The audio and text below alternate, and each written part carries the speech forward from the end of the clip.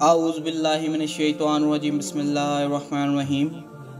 حضرت مسلم بن عقیل علیہ السلام حضرت امام حسین علیہ السلام کے چچا زاد بھائی، مرد حق، جری اور اسلام میں امام علی مقام کے حقیقی آشنا تھے۔ آپ اسلامی فتوحات اور جنگ صفین وغیرہ میں شریک رہ چکے تھے، اور جب امام حسین علیہ السلام نے بیعت یزید کو ٹھکرا کر مدینے کو خدا حافظ کہا تو آپ بھی امام حسین علیہ السلام کے ہمراہ مکہ تک تشریف لائے۔ مکہ میں امام حسین علیہ السلام کو اہل کوفہ کے خطوط موصول ہوئے کہ ہمارا کوئی امام نہیں ہے، آپ تشریف لائیے، ہو سکتا ہے آپ ہماری ہدایت کا سبب بنیں۔ امام حسین علیہ السلام کوفے کی تہذیب اور وہاں کے لوگوں کی بدلتی ہوئی طبیعت اور مفاد پرستی کو بخوبی جانتے تھے، کیونکہ اسی کوفے میں آپ کے والد حضرت مولا علی علیہ السلام کو شہید کیا گیا تھا۔ ایسے شہر کے لیے کسی مخلص اور تجربہ کار شخص کی ضرورت تھی کہ جو لمحہ بہ لمحہ رنگ بدلنے والے افراد سے شکست نہ کھا سکے اور اپنے مقصد کے حصول سے ہنگامی حالات میں بھی غافل نہ رہے۔ حضرت امام حسین علیہ السلام نے اپنے مختصر قافلے پر نظر ڈالی اور حضرت مسلم بن عقیل علیہ السلام کو اپنا نمائندہ منتخب کرنے کے بعد کوفے روانہ کر دیا۔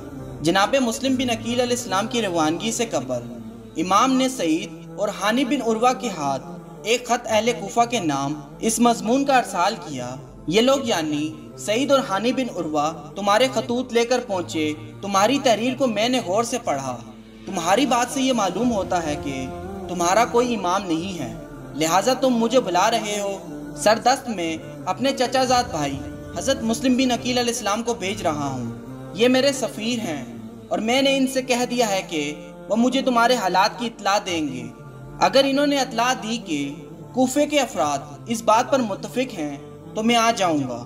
جناب مسلم بن عقیل علیہ السلام مکہ سے مدینہ تشریف لائے اور روضہ رسول میں نماز ادا کر کے صبح ہوتے ہی کوفے کی سمت سفر کا آغاز کر دیا۔ راستے کی مشکلات برداشت کرتے ہوئے مدینے سے کوفہ پہنچے اور مختار بن عبیدہ ثقفی کے گھر میں قیام پذیر ہوئے۔ جناب مسلم بن عقیل کی آمد کی خبر سن کر اہل کوفہ مختار کے گھر پہنچ گئے۔ آپ نے امام حسین علیہ السلام کا خط پڑھ کر سنایا تو لوگ جوش و محبت و عقیدت سے رونے لگے، اور بعض بااثر عقیدت مندوں نے کھڑے ہو کر اپنے جذبات کا اظہار کیا اور اپنی نصرت کا یقین دلایا۔ اس کے بعد آپ کے ہاتھوں پر امام حسین علیہ السلام کی بیعت کرنے لگے۔ اگرچہ جناب مسلم بن عقیل علیہ السلام نے ان لوگوں سے بیعت کا مطالبہ نہیں کیا تھا، لیکن جب وہ بیعت کرنے لگے تو آپ نے ان سے اس طرح بیعت لی جس طرح رسول خدا صلی اللہ علیہ وآلہ وسلم نے قبیلہ خزرج وغیرہ سے بیعت لی تھی۔ بیعت کے الفاظ یہ تھے: کتاب خدا و سنت رسول کی طرف دعوت، ظالموں اور سرکشوں سے جہاد، مستضعفین سے دفاع، محروموں کے حق کی رہائی، غنائم کی صحیح تقسیم اور اہل بیعت کی نصرت۔ بیعت کرنے والوں کی تعداد میں اختلاف ہے۔ اس اختلاف کا سبب یہ ہے کہ بیعت ایک ہی روز میں نہیں ہوئی، بلکہ اس کا سلسلہ کم و بیش ایک ماہ تک جاری رہا، اس لیے بیعت کرنے والوں کی تعداد معین نہیں کی جا سکتی۔ لیکن کہا جاتا ہے کہ حضرت مسلم بن عقیل علیہ السلام کی ہاتھ پہ بیعت کرنے والوں کی تعداد 30,000 تک تھی۔ لیکن جب ابن زیاد ملعون کوفے کا گورنر بن کر آیا تو اس نے اہل کوفہ سے کہا: شام سے بہت جلد لشکر آنے والا ہے جو تم کو تباہ و برباد کر دے گا، تمہاری جان و آبرو بھی محفوظ نہ رہ سکے گی۔ چنانچہ وہ افراد جنہوں نے ابن زیاد کا کلام سنا تھا وہاں سے نکل کر مہاجرین کے اہل خانہ کے پاس پہنچے اور ان کی ماؤں بہنوں اور بیویوں کو ورگلایا کہ تمہارے وارثوں کو شام سے لشکر آ کر تہس نہس کر دے گا اور لشکر آنے والا ہے۔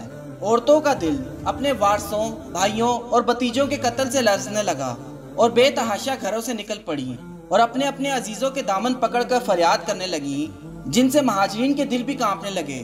کچھ تو انہی عورتوں کے ساتھ چلے گئے اور کچھ موقع دیکھ کر فرار ہو گئے، اور جناب مسلم بن عقیل علیہ السلام وہاں پہنچے تو بہت مختصر افراد کو موجود پایا۔ شام ہوتے ہی آپ کے پاس صرف 30 افراد بچے تھے۔ اس قلیل تعداد کے ساتھ آپ نے نماز مغرب ادا کی۔ نماز کے بعد ان میں سے بھی 10 افراد فرار ہو چکے تھے۔ حضرت مسلم بن عقیل علیہ السلام مسجد سے باہر تشریف لائے تو دیکھا کہ آپ کے ساتھ صرف 10 افراد رہ چکے ہیں۔ انہی لوگوں کے ہمراہ آپ باب کندہ کی طرف روانہ ہوئے۔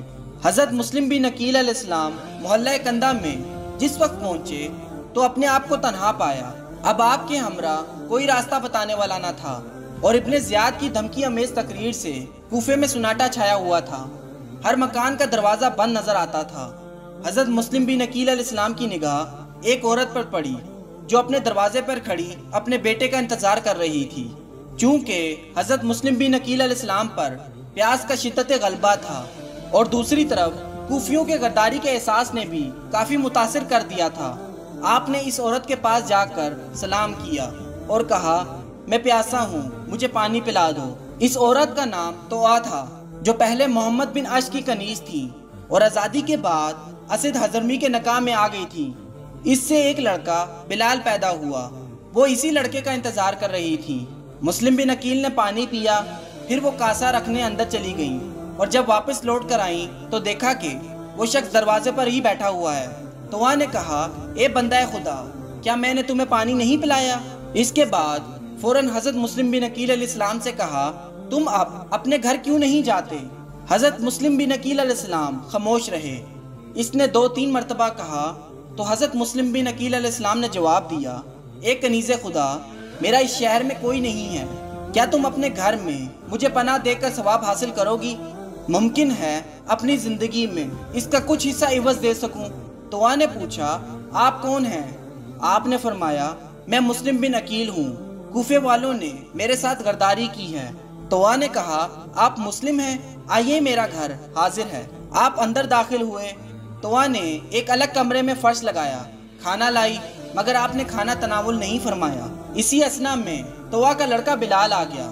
اس نے اپنی ماں کو جب اس کمرے میں بار بار آتے جاتے دیکھا تو معلوم کیا کہ آپ اس کمرے میں آج بار بار کیوں داخل ہو رہی ہیں، بتائیے ماجرا کیا ہے؟ لڑکے کی ضد نے اس کو یہ راز بتانے پر مجبور کر دیا۔ پہلے اس لڑکے سے کہا، تم یہ قسم کھاؤ کہ یہ بات کسی کو نہیں بتاؤ گے۔ اس نے قسم کھائی تو توآ نے کہا، آج ہمارے گھر میں مسلم بن عقیل علیہ السلام مہمان ہیں۔ وہ یہ بات سن کر خاموشی سے لیٹ گیا، لیکن صبح ہونے کا بے چینی سے انتظار کرنے لگا۔ صبح ہوتے ہی توآ کا لڑکا بلال عبد الرحمن بن محمد بن عش کے پاس گیا اور اسے بتایا کہ مسلم بن عقیل علیہ السلام ہمارے گھر میں موجود ہیں۔ عبد الرحمن فوراً ہی دربار ابن زیاد میں اپنے باپ کے پاس پہنچا اور اس کے کان میں آہستہ سے کہا کہ مسلم ہمارے محلے کے گھر میں چھپے ہوئے ہیں۔ ابن زیاد نے پوچھا کہ لڑکا کیا کہہ رہا ہے؟ محمد بن عش نے جواب دیا کہ کہتا ہے، مسلم بن عقیل ہمارے گھروں میں سے کسی گھر میں ہیں۔ مسلم بن عقیل علیہ السلام کی گرفتاری کے لیے ابن مرجانہ نے محمد بن عش کی سربراہی میں 80 سواروں کو روانہ کیا۔ جب یہ لشکر توآ کے گھر کے قریب پہنچا، جناب مسلم بن عقیل علیہ السلام نے ہتھیاروں کی جھنکار اور گھوڑوں کی ٹاپوں کی آواز سنی۔ زرہ پہن کر گھر سے باہر نکلنا ہی چاہتے تھے کہ محمد بن عش کا لشکر گھر میں داخل ہوا اور مسلم بن عقیل علیہ السلام کو گرفتار کرنے کے نتیجے میں جنگ شروع ہو گئی اور اکیلے مسلم بن عقیل علیہ السلام نے لشکر کو 3 مرتبہ گھر سے باہر نکال دیا۔ جب ابن زیاد کے سپاہیوں نے دیکھا کہ اس طرح مسلم بن عقیل علیہ السلام پر ہم قابو نہیں پا سکیں گے تو انہوں نے مکانوں کی چھت سے جناب مسلم بن عقیل علیہ السلام پر پتھر اور آگ برسانا شروع کر دیا۔ حضرت مسلم بن عقیل علیہ السلام اس لشکر کی بزدلی اور اوچھا پن دیکھ کر گھر سے باہر نکل آئے اور بہادری سے جنگ کرنے لگے اور محمد بن عش کے بہت سے سپاہیوں کو موت کے گھاٹ اتار دیا۔ حضرت مسلم بن عقیل علیہ السلام کے حملوں کو دیکھ کر محمد بن عش سمجھ گیا کہ مسلم کو اس طرح گرفتار نہیں کیا جا سکتا، لہٰذا اس نے کہا، مسلم آپ کے لیے امان ہے۔ تو آپ نے فرمایا، کیا فریب کار اور بدکار لوگوں کی امان پر اعتماد کیا جا سکتا ہے؟ لیکن لشکر نے بیک آواز میں کہا، آپ کو دھوکہ نہیں دیا جا رہا اور نہ ہی آپ سے جھوٹ بولا جا رہا ہے۔ آپ کو اسیر کر کے ابن زیاد کے پاس لایا گیا اور جب مسلم بن عقیل علیہ السلام نے اپنی شہادت کے آثار محسوس کیے تو وصیت کے لیے مہلت طلب کی۔ ابن زیاد نے کہا، وصیت کی اجازت ہے۔ حضرت مسلم بن عقیل علیہ السلام نے ایک مرتبہ پورے مجمع پر نظر ڈالی، عمر سعد کے علاوہ کوئی شخص وصیت کے لائق نظر نہیں آیا۔ مجبوری کی حالت میں کمینہ، نالائق اور گھٹیا لوگ بھی قابل اعتماد سمجھ لیے جاتے ہیں، لہٰذا حضرت مسلم بن عقیل علیہ السلام نے بھی ابن سعد کو لائق اعتبار سمجھ کر فرمایا، ہمارے تمہارے درمیان ایک قرابت ہے، اس لیے تم سے میری ایک خواہش ہے۔ لیکن ابن سعد نے اس کو قبول کرنے سے انکار کر دیا۔ ابن زیاد نے کہا، سن تو لو کیا کہتا ہے۔ ابن سعد جناب مسلم بن عقیل علیہ السلام کے پاس گیا۔ آپ نے اس کو یہ وصیت کی کہ جب میں کوفے آیا تھا تو اس وقت میں نے 600 درم قرض لیے تھے ان کو میری زرہ اور تلوار فروخت کر کے ادا کر دینا اور میری شہادت کے بعد ابن زیاد سے میری لاش لے کر دفن کر دینا اور حضرت امام حسین علیہ السلام کو خط لکھ کر میری موت کے بارے میں بتا دینا اور لکھنا کہ کوفے تشریف نہ لائیں۔ ابن زیاد نے حکم دیا کہ مسلم کو بلائے بام لے جا کر شہید کر دیا جائے۔